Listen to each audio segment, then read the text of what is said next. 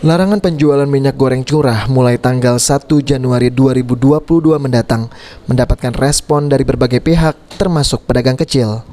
Pasalnya minyak goreng curah merupakan salah satu kebutuhan pokok warga yang banyak peminatnya.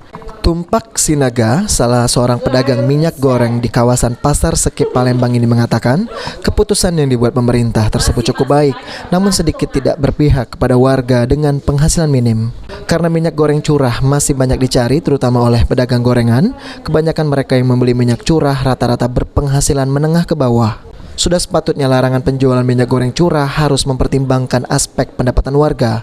Pasalnya untuk beralih ke minyak goreng kemasan, harganya terlampau cukup tinggi, sehingga tak bisa menyentuh semua lapisan, apalagi harga minyak goreng kemasan saat ini dibanderol sekitar Rp19.000. Penjualan minyak curah 2022 kita sendiri sebagai pedagang gimana nanggapinnya?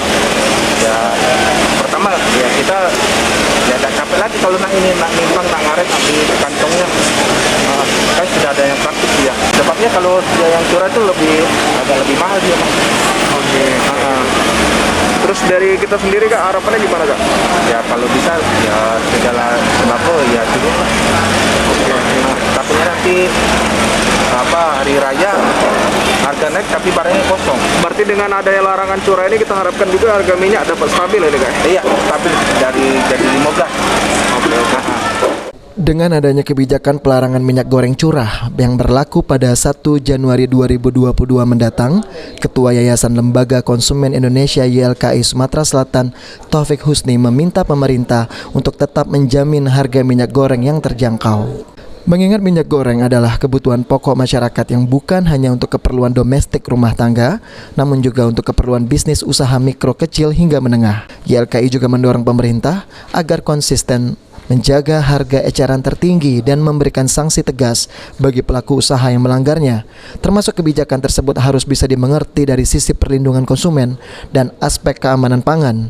Sebab secara fisik minyak goreng dalam kemasan lebih aman dan kecil potensinya untuk terkontaminasi zat-zat berbahaya. Namun kemasan tersebut pun harus berjenis plastik ramah lingkungan atau yang sesuai standar nasional Indonesia SNI. Kami sebagai konsumen minta kepada pemerintah agar pemerintah tetap menjamin baik mutu, kualitas maupun harga eceran tertinggi di pasar tidak melebihi daripada harga yang sudah ditetapkan atau menjadi ketentuan pemerintah. Contoh hal misalnya harga yang sudah dalam head saja seperti gula itu pun masih banyak melebihi daripada atau di atas head tapi tidak ada sanksi yang tegas.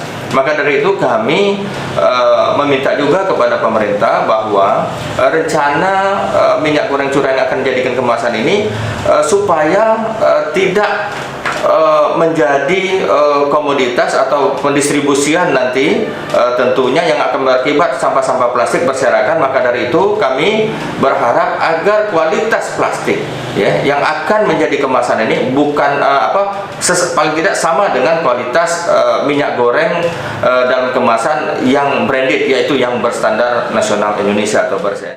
Okta Alfarizi, Palti.